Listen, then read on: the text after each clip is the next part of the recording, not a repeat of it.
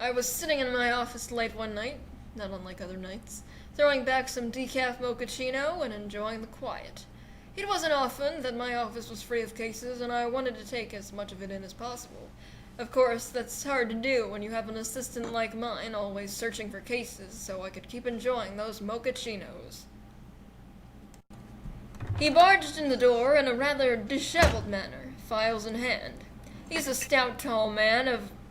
well, I've never really asked for his age, but he's a reliable and diligent assistant. Never really got his full name either when I hired him, but I'd just go ahead and call him Bubba. "Sir," he said it so quick it was almost difficult to understand. "We've got trouble downtown. The department's all over this one, and they want you to help." "What have you got, Bubba?" I asked, sighing at the fact that the peace and quiet up and left as fast as it had set in. I'm actually not sure," my assistant sighed. "They didn't tell me too much other than, 'This is a huge case, we need your boss on it.' So, here I am, bringing it to you." "Sounds big enough," I nodded. "But is the pay good?" "Phenomenal! We cracked this one open, and we could take a month's vacation in, like, Acapulco or something." "Sounds good enough," I shrugged. "Open that baby up. We've got a case to solve." Bubba and I reviewed the case files thoroughly to find that we had a serious robbery on our hands. It sounded big enough.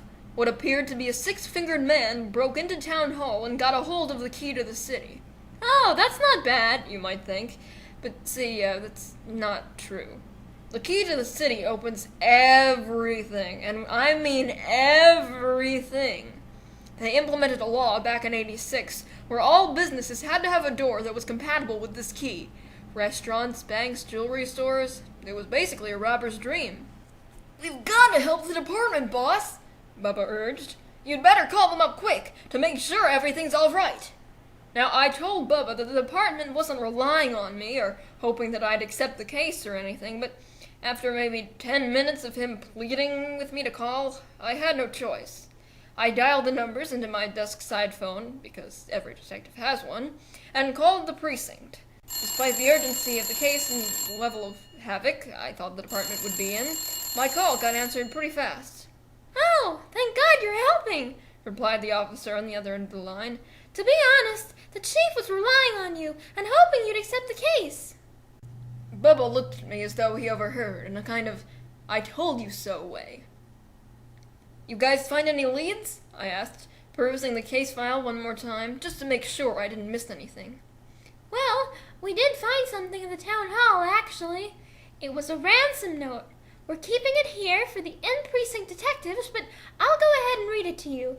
You got a pen around?" "Way ahead of you," I smiled, pen already in hand. "All right," she explained.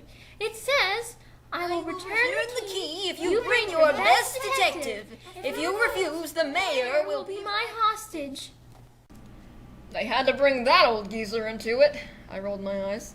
I had no idea who would want to even take that nutcase of a mayor hostage. He'd probably chew their ears off with all his talking about the city.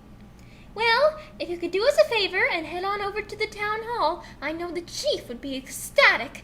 She's rather indecisive, but she won't refuse a private detective. Not to mention she already said she'd love to hire you." "Guess Bubba and I'll be on our way then," I nodded, even though there was kind of no point to it.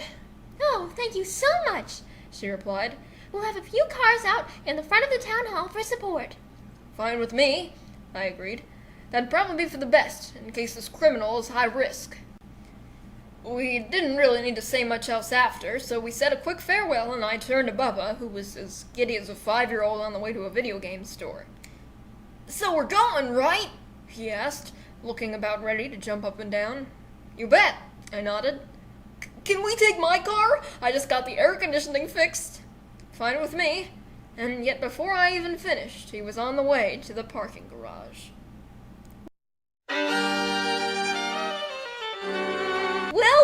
and the detective find the culprit, will Bubba's air conditioning live up to the standards of the detective?